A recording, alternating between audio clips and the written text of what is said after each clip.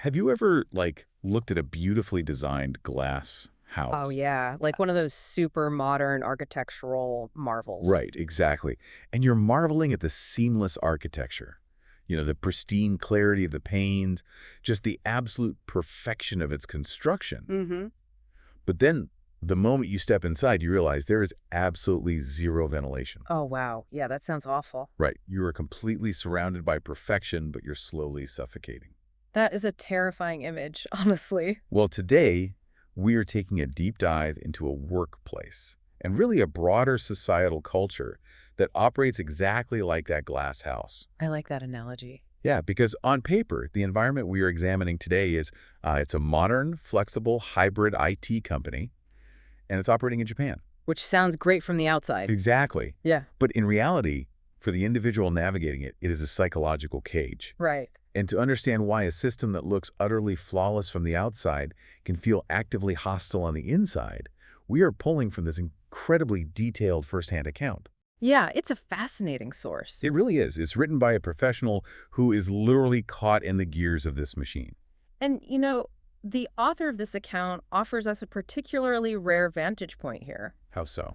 Well, this is an individual who was born and raised in Japan until the age of 19, Okay. but then they spent 17 formative years studying and building a career in North America. Oh, wow. So a huge chunk of their adult life. Exactly. And now they've returned to Japan and have been working there for the past 13 years. So they have this really unique bicultural lens. Right. They aren't just an outsider looking in, but they also aren't someone who has never known anything else.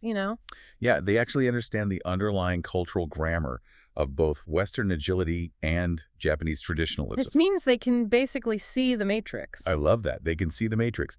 They recognize when the official corporate policy, which, might be written in some progressive headquarters in Seattle or Silicon Valley, just collides violently with the unwritten rules of the local branch. And those unwritten rules are usually deeply, deeply entrenched. So true.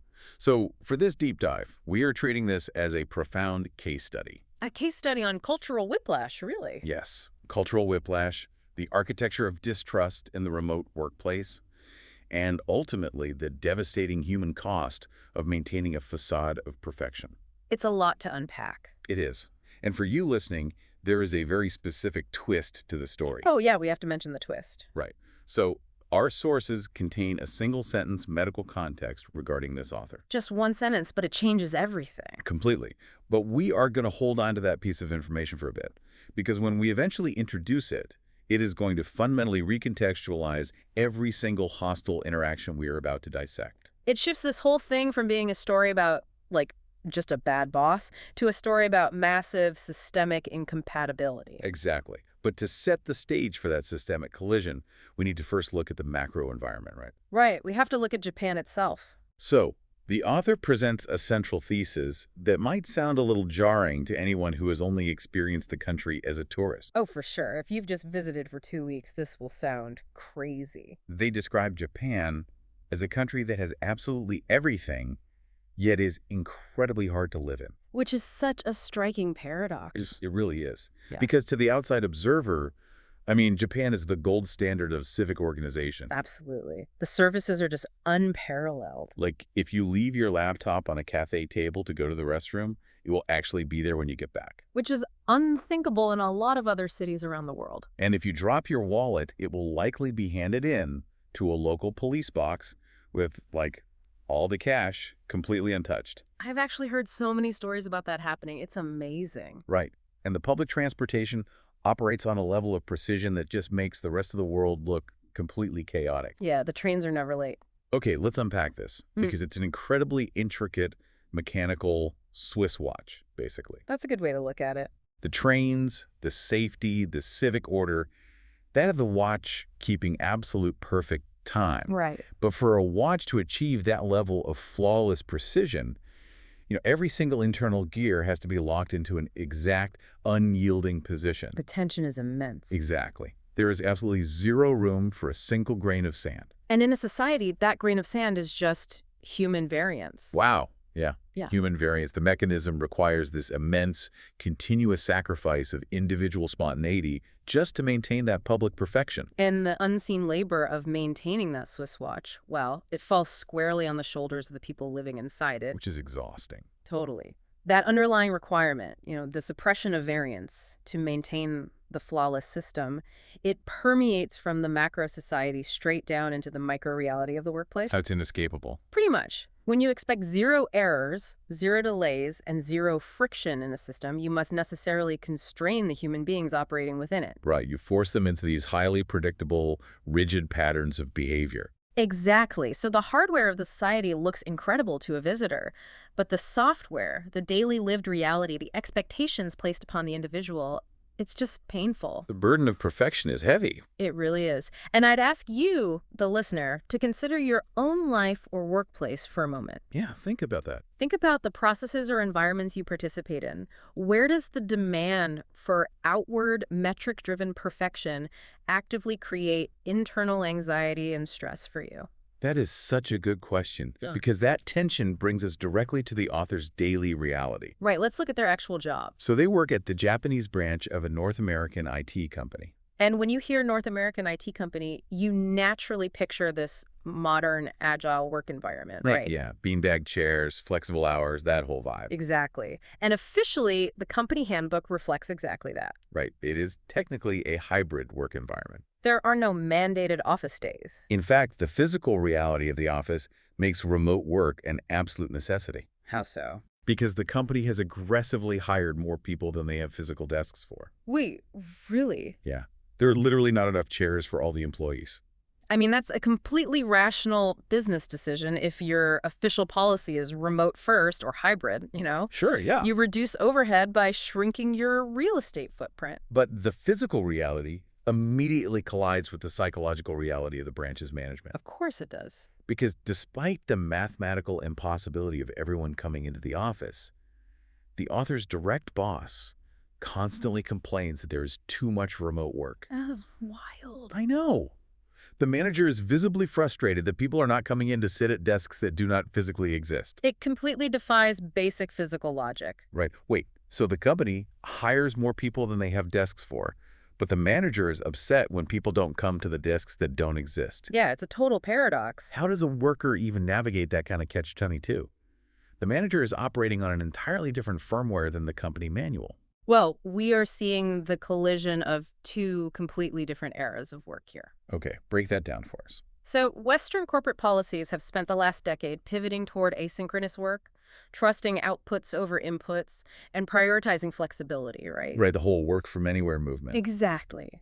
But deeply entrenched traditional management mindsets, particularly in historic corporate cultures like in Japan, they rely almost entirely on presenteeism. Presenteeism. Yeah. Meaning you have to be present to be valued. Yes. It's the belief that value is inherently tied to physical visibility. If I cannot physically see you sitting at a desk, looking stressed and typing, my managerial intuition tells me you are not working. Even if the output is identical, like the code still gets written. Doesn't matter. The manager's psychological desire for control completely overrides the practical reality of the missing desks. That is just baffling. And in global corporations, middle managers frequently become these cultural bottlenecks. Oh, I could see that. The executive suite in another country writes a policy of empowerment, but the local manager enforces unwritten traditional rules that completely contradict it. So the written rule is work anywhere. Right. And the unwritten rule enforced by the boss is, I deeply resent that you are working anywhere. Wow. And because the manager cannot force the employee to materialize into a non-existent chair. They have to find another way to soothe their own anxiety about losing visual control. Exactly. Which leads us to what we might call the bureaucracy of trust, or maybe the architecture of distrust. I prefer architecture of distrust. It fits perfectly, because if the old school metric for trust is physical presence and the manager is deprived of that presence, they try to digitally manufacture the feeling of standing over the employee's shoulder. And the sources detail the mechanisms this manager uses, and let me tell you, they are suffocating. Oh yeah, they are wild. It starts with the absolute micro-level tracking of time. Right. On any remote day, the author is required to send a manual text message to the team declaring, I am starting work now. It's a manual text. Yep. And then at the end of the day, another manual message. I am ending work. The mechanism here isn't actual communication. It's a digital leash. A digital leash. And it goes so much deeper than just start and stop times. Oh, it gets worse. Much worse. The core mechanism of this distrust is the reporting structure. Let's talk about those reports. Right, so when working remotely, the author must submit a highly detailed daily report breaking down every single task they accomplished that day. Which is tedious, but not unheard of. True. But here is the critical detail. If the author happens to be in the office on a given day, these daily reports are not required. Okay, let's just analyze the logic gap there for a second. Please do. If the employee is sitting in the office, does the manager magically know what code they're compiling or what emails they're writing just by looking at the back of their head? Right. Of course not. It makes no sense. Staring at a monitor in an office looks exactly the same, whether you are writing a brilliant piece of software or, like, online shopping. Exactly. The physical presence provides zero actual data about the quality or quantity of the work. But it provides emotional comfort to the manager. Yes. The physical presence functions as an emotional pacifier. The emotional pacifier. That's such a great phrase. And when that pacifier is removed during remote work, the manager replaces it with the daily report. But wait, this systemic inefficiency doesn't stop there. No, it compounds. It gets so much more absurd. It really does. So the author typically works 4 days remotely and 1 day in the office, right? Right. On that single office day, the manager requires them to take the 4 detailed daily reports they have already submitted and manually rewrite them into a single, comprehensive weekly report file. A task that serves absolutely zero functional purpose. None. So what does this all mean? Looking at this redundancy, it doesn't seem like the boss actually reads these weekly reports for actionable data. I highly doubt they read them at all. It feels like the report itself is just a ritual sacrifice. Yeah, that's exactly what it is. It is a performative act meant to soothe the manager's anxiety about the very concept of remote work. The underlying message is so clear. If you are at your desk, I assume you are working. Right. But if you are in your living room, you are presumed guilty of slacking off until you can produce an overwhelming administrative paper trail to prove your innocence. Wow. It's like having to provide a receipt for every breath you take. You've hit on a vital concept in organizational psychology here. Performative work. Performative work. Yeah. Performative work produces no actual value for the company. It doesn't advance the project, and it certainly doesn't serve the client. So what's the point of it? It exists entirely to manage the emotional state of the hierarchy. That is so frustrating. And interestingly, this obsessive reporting culture is actually a dark mutation of a very famous, highly effective Japanese business philosophy. Oh, really? Which one? It's known as Horenso. Horenso. Okay, and unpack that for us. Yeah. What is the original intention of Horenso? So Horenso is an acronym for Hokoku, which means report, Renraku, which means contact, and Sodan, which means consult. Report, contact, consult. Exactly. It was a foundational pillar of the Japanese post-war economic miracle, heavily utilized in environments like the Toyota production system. Manufacturing. Right. And in a physical manufacturing environment, Horenso is brilliant. Because it catches physical mistakes. Yes. If there's a slight defect on the assembly line, the line worker immediately contacts the floor manager, consults on the issue, and the entire line is stopped to fix the root cause before 1,000 defective cars are built. Which makes perfect sense, because in manufacturing, a tiny error cascades into a massive physical failure. Exactly. It relies on hyper-frequent, high-context communication. But when you rip Horenso out of a 1980s physical manufacturing plant, and apply it to a 2020s asynchronous remote IT knowledge work environment, it becomes a weapon of micromanagement. Oh, I see where you're going with this. Right, because knowledge work requires deep focus, flow states, and extended periods of uninterrupted thought. You can't just stop every 5 minutes. Exactly. Forcing an IT worker to constantly stop their cognitive process, to report, contact, and consult about every microtask, completely destroys their productivity. So the manager is using a 40-year-old manufacturing framework to manage a modern digital workforce. And the result is the performative, redundant bureaucracy the author is suffering through. So we have a system that demands a continuous paper trail to prove you are working. Right. But what happens when that rigid paper trail inevitably collides with the unpredictability of being a human being? It gets ugly. It does. This brings us to a fascinating and deeply troubling aspect of this culture: the systemic enforcement of dishonesty. This is where the demand for hour perfection fundamentally breaks the ethical boundaries of the workplace. Okay, so the sources outline a very specific scenario regarding time management. Walk us through it. Suppose the author is working remotely and needs to step away for 30 minutes to run a private errand. Mm? Perhaps, a quick trip to the bank or picking up a prescription. Happens to everyone. The company policy states they must block this 30 minutes out on their calendar. Which is fine. Furthermore, they are explicitly required to make up those 30 minutes at the end of the day to ensure they hit exactly a full 8 hours of working time. Right. And on its face, a strict manager might argue that this is simply fairness. Sure. If you miss 30 minutes of company time, you owe the company 30 minutes of labor. Fair enough, right. But the execution of this rule reveals the rot in the system. How so? Let's say the author works from 9 boys 00000000 normally.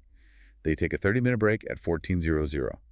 To make it up, they work until 18:30. Okay, so they have put in the full 8 hours. Yes. But when it comes time to fill out the official corporate time card, management forces the author to falsify the document. Wait, really? Yes. The official record must not show the break or the 18:30 end time. It must show a pristine, uninterrupted, standard schedule.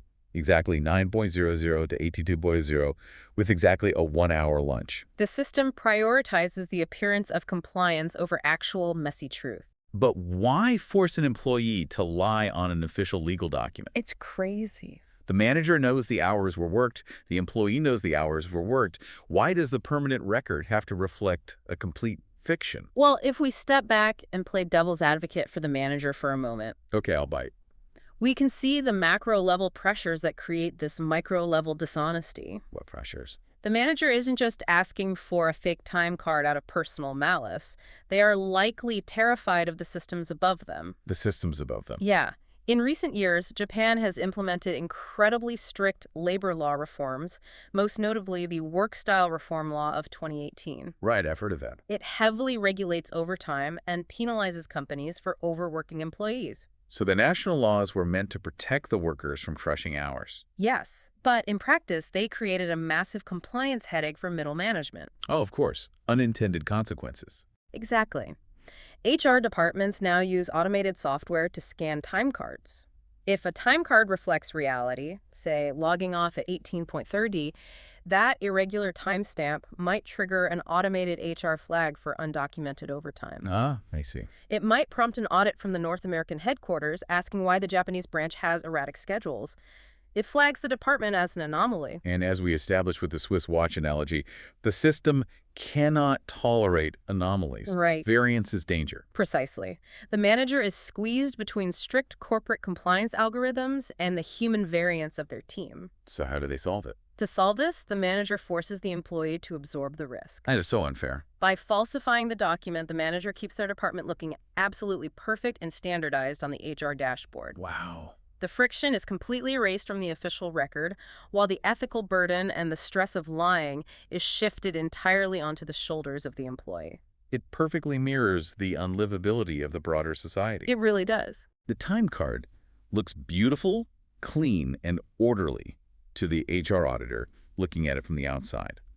But the internal reality for the person filling it out is hostile and fundamentally dishonest. It's the glass house again. Exactly. And this lack of safety, this demand for a flawless facade, doesn't just apply to hours worked.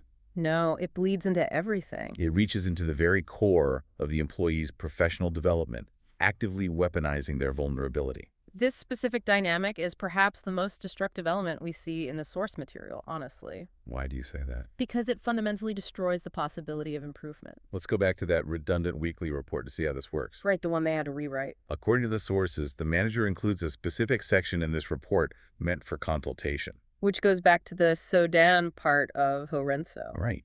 And the author is explicitly instructed by management to use this space to share things they are struggling with or tasks they don't quite understand. Now, in a healthy organizational culture, this is a standard and vital practice. You want to catch blockers early. Right. So taking this written instruction in good faith, the author honestly wrote about a complex task they were currently having difficulty navigating. They ask for guidance. Yes. But instead of offering support, instead of recognizing this as a moment for training or mentorship. What happened? Management took this admission of struggle, viewed it as a fundamental lack of capability, and began secretly discussing hiring a replacement for the author. That is just, it is a breathtaking breach of psychological safety. It is incredibly toxic. The manager set a trap. They explicitly demanded honesty in writing, and when the employee provided it, the manager severely punished them for having the audacity to be flawed. To understand how toxic this is, we really have to look at the concept of psychological safety. Let's do that. It's a term popularized by Harvard researcher Amy Edmondson. Psychological safety is the shared belief within a team that you will not be punished or humiliated for speaking up with ideas, questions, concerns, or mistakes. Which is crucial for any kind of innovation. Right. Edmondson's research shows that the highest performing teams in the world, whether they are surgical teams or software engineers, are not the ones who make the fewest mistakes. Really? Yeah, they are the ones who report the most mistakes because they feel safe enough to discuss them, analyze them, and fix the underlying processes. But in an environment that operates on face-saving and the illusion of perfection, a reported mistake isn't an opportunity to learn. No, it's a permanent stain on your record. The manager is operating from a mindset where vulnerability is a liability. Exactly. The system demands that you be perfect, but asks you to admit your flaws, only so it can quickly identify and excise the defective gears from the watch. So how does an employee even survive this? You can't just keep handing your boss the ammunition they need to fire you. Right, you have to adapt. And the author does adapt by adopting a survival mechanism. Our sources show that they now simply write nothing in particular in the consultation section every single week. They just lie. Yep. They feign absolute unbroken perfection and a complete lack of any operational friction. They have learned the crucial difference between the written rule and the unwritten rule. That's a great way to put it. The written rule says ask for help. The unwritten rule says if you ask for help, you are incompetent. Even though management pushes back on this, the boss actually claims it's impossible for the author to have zero questions or zero struggles. The hypocrisy is staggering, but the author's response is the only logical move. It is.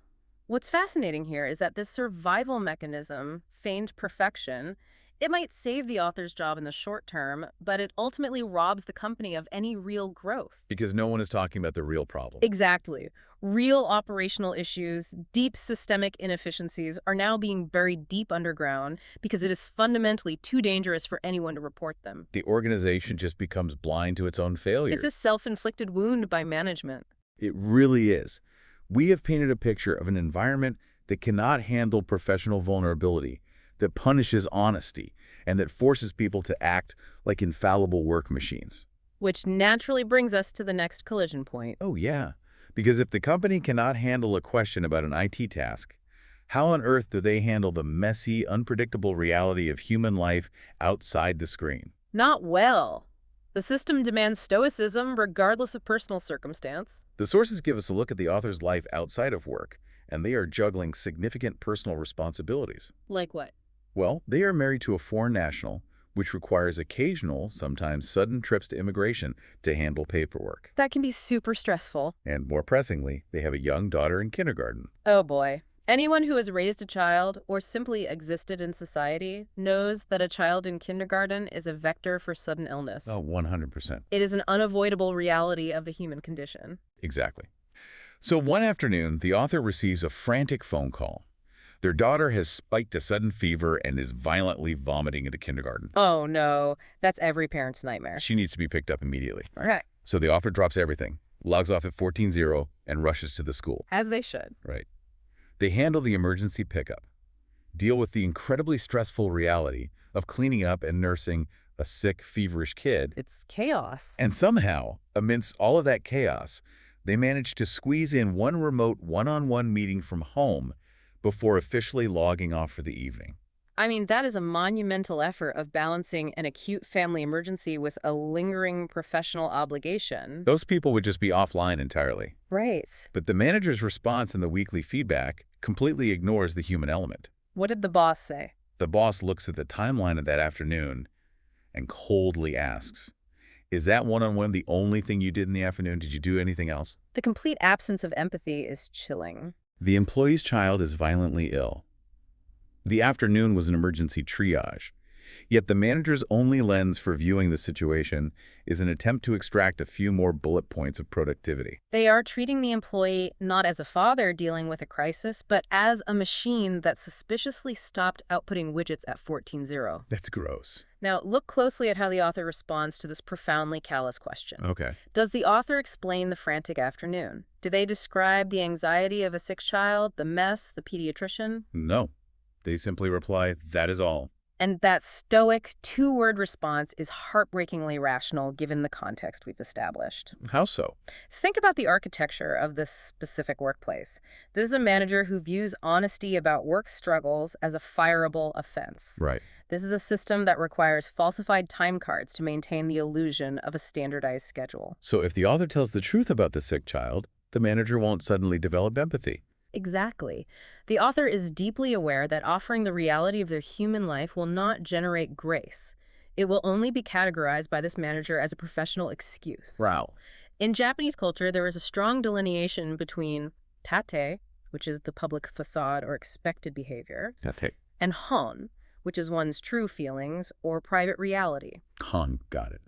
The workplace demands strict adherence to the tatme of the flawless worker. So no room for the Han. Right. The author realizes that trying to explain their messy human reality to a bureaucratic system is just a waste of emotional energy. It's safer to just say that is all and absorb the professional judgment. Yes, because exposing their real life gives the system more ammunition to use against them. It paints an incredibly bleak picture of self-preservation. It really does. And if this is how the manager handles a sick day, how do they handle actual performance management and discipline? Oh, this part is wild. We've seen the trap setting and the micromanagement. But how does the hostility actually manifest when the boss wants to reprimand the employee? Through highly calculated, indirect, and passive-aggressive theater. That sounds exhausting. The source material details a disciplinary tactic that is genuinely insidious. Walk us through it. So the author is working on a 3-year project contract. They report to 2 distinct figures. The project owner, who is their direct day-to-day boss, Okay.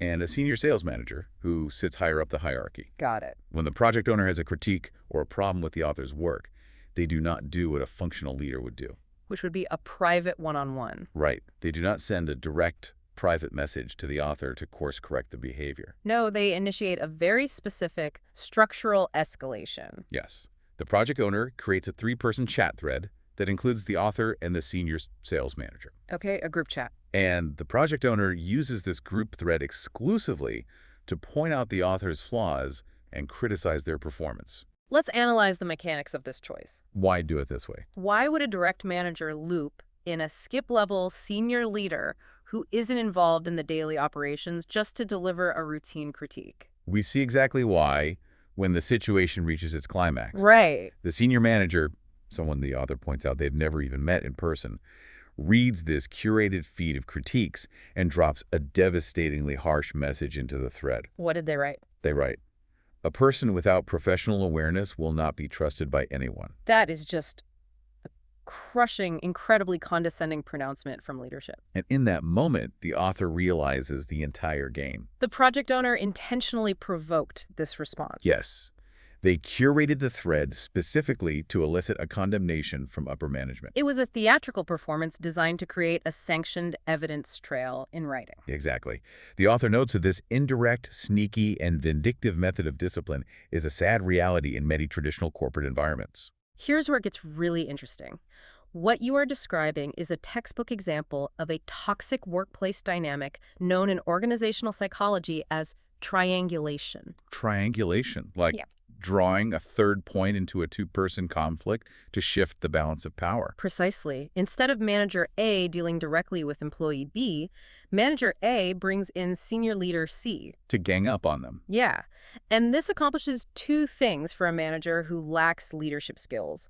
First, it allows the direct manager to avoid the uncomfortable, messy reality of a one-on-one confrontation. So it's cowardly. Extremely. They abdicate their responsibility to lead, letting the senior manager deliver the heaviest psychological blow. And second, it builds a structural case against the employee. Now, it isn't just a personality clash between a boss and a worker. It is official, documented senior leadership consensus that the employee is failing.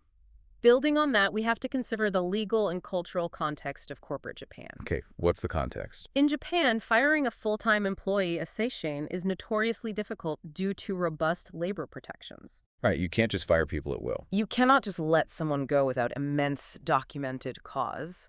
While the author is on a contract, the cultural instinct of management remains the same. You must build an insurmountable paper trail of failures. Wow. The manager is using triangulation to simultaneously shame the employee into compliance and build a legally defensible dossier of their incompetence. That is awful. It is a profound failure of leadership, masked as formal performance management. A person without professional awareness will not be trusted by anyone.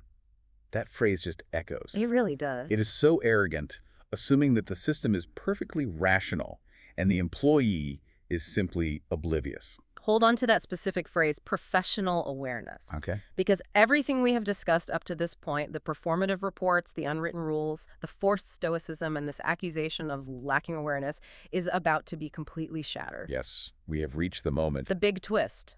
We have walked through the claustrophobic glass house. We've examined the contradictory demands of hybrid work, the falsified time cards, the weaponized vulnerability, and the triangulation. Right. And now we introduce the second piece of source material. It is a single, vital sentence regarding the author's medical context that reframes the entire narrative. Go ahead. Drop the reveal. Our sources confirm that the author of this account has been diagnosed with ADHD, attention deficit hyperactivity disorder, and ASD, autism spectrum disorder. That single sentence, it recontextualizes the entire hostile dynamic we've been discussing. It really does. It transforms this from a story of a bad workplace to a story of a neurological nightmare. Neurological nightmare. I want to guide you, the listener, in looking back at the maze we just walked through, but this time through the specific lens of neurodivergence. Let's start by examining the impact of ASD on this environment. Okay, when we look at autism spectrum disorder, how does that change the way an individual processes this specific corporate culture? Well, individuals with ASD often possess neurological frameworks that thrive on clarity, logical consistency, direct communication, and explicit expectations. So they process stated rules very literally. Exactly. Which means this company is essentially a torture chamber for that specific neurological framework. That's a strong way to put it, but yes. For someone with ASD, the workplace described isn't just frustrating, it is profoundly, deeply disorienting. Think about the layers of unwritten rules we uncovered. Right, let's look at them again. The explicit written company policy states, we support remote work. We have intentionally removed your physical desks. But the unwritten emotional rule enforced by the manager is, I will punish you if you do not physically appear at the desk that doesn't exist. That kind of contradiction is relatively easy for a neurotypical person to intuitively navigate, right? They just sense the boss's vibe and act accordingly. Yes. But for someone with ASD who relies on the explicit literal truth of the rule to navigate the social space, that contradiction is a source of immense psychological distress. Oh, and the weekly report consultation trap. Right, the Sodan section. The written instructions literally say, write down the tasks you don't understand and need help with. Uh-huh. An employee with ASD reads that instruction, takes it at face value as a logical process for improvement, and honestly documents their struggles. And then they are secretly evaluated for replacement because they lacked the neurotypical intuition to realize the instruction was a lie. They are severely punished for taking the system at its word. The environment demands a constant, exhausting process of masking, forcing the neurodivergent individual to manually calculate the unwritten social politics that neurotypical people process automatically. That is so deeply unfair. It is. And that is just the ASD side. What happens when we introduce the ADHD side of the diagnosis to this specific managerial style? Oh, ADHD introduces a completely different yet equally devastating layer of friction. Tell me more about that. A core component of ADHD is executive dysfunction, particularly regarding tasks that lack intrinsic motivation or novelty. The ADHD brain is chronically understimulated regarding dopamine. When faced with redundant, low-value administrative tasks, the brain essentially refuses to engage. It's not just boredom then. No, it doesn't just feel boring. It feels like trying to push a boulder up a hill with your bare hands.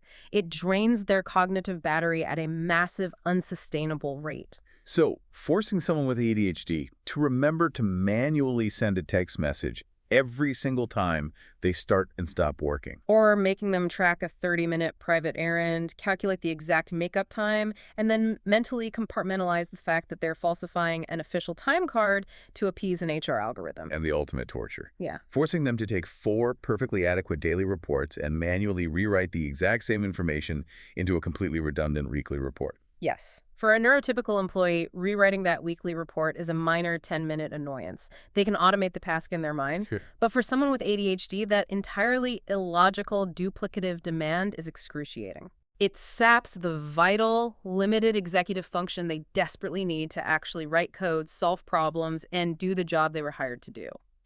This realization is just incredible. Earlier, we were looking at this workplace and thinking, wow, this is a generically toxic, micromanaged environment. Right, like anyone would hate it.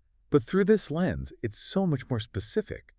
The performative bureaucracy, the contradictory rules, the demand to hide human struggle behind a stoic facade. This specific brand of passive-aggressive management is practically uniquely designed to trigger the absolute greatest neurological challenges of this specific employee.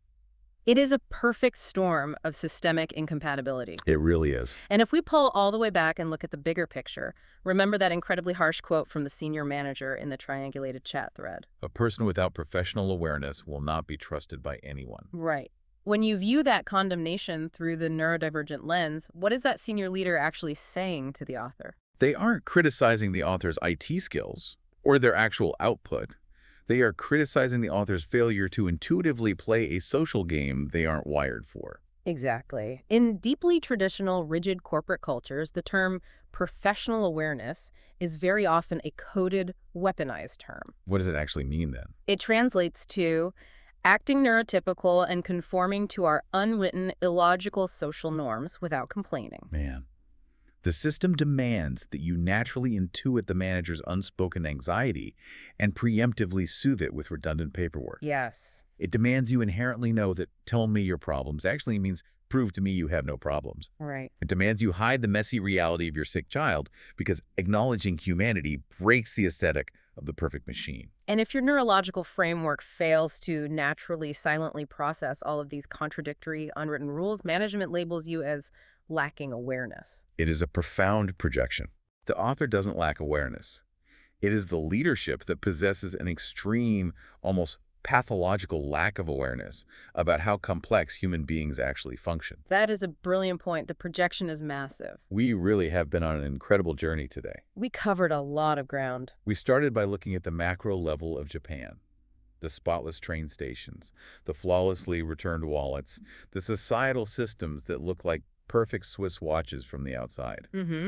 Then we moved into the claustrophobic, illogical micro-reality of a hybrid IT branch that demands presence while refusing to provide chairs. We examine the architecture of distrust, from the corruption of Ho-Ren-So into performative reporting to the systemic dishonesty of HR-compliant time cards. Yeah, that was wild. We saw how vulnerability is weaponized and how cowardly management uses triangulation to build paper trails instead of building people. And finally, we uncovered a deeply personal reality, a neurodivergent professional, navigating a bicultural background, dedicating immense energy just to survive and do good work inside a rigid system that is actively, structurally hostile to how their brain operates. It is a powerful and sobering case study. And for you, the learner listening to this, I want you to take a hard, analytical look at the systems you participate in every day. Yeah, think about your own life. Look at your workplaces, your academic institutions, your community organizations.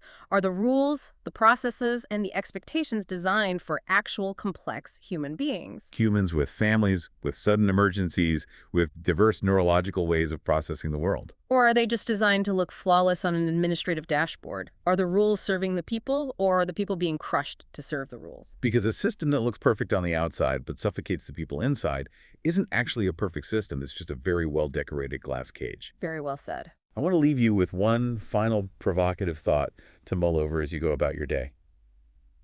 We talked a lot about that senior manager's harsh accusation. The professional awareness quote? Right. But considering everything we've uncovered, If a system requires you to systematically falsify your official legal records just to appear standard, Yeah. if a system actively punishes you for the exact vulnerability its own manual requested, Right. and if a system forces you to erase the reality of your sick, vomiting child just to maintain a corporate aesthetic, who is the one truly lacking professional awareness? That is the real question. Is it the neurodivergent employee desperately struggling to navigate an invisible contradictory maze?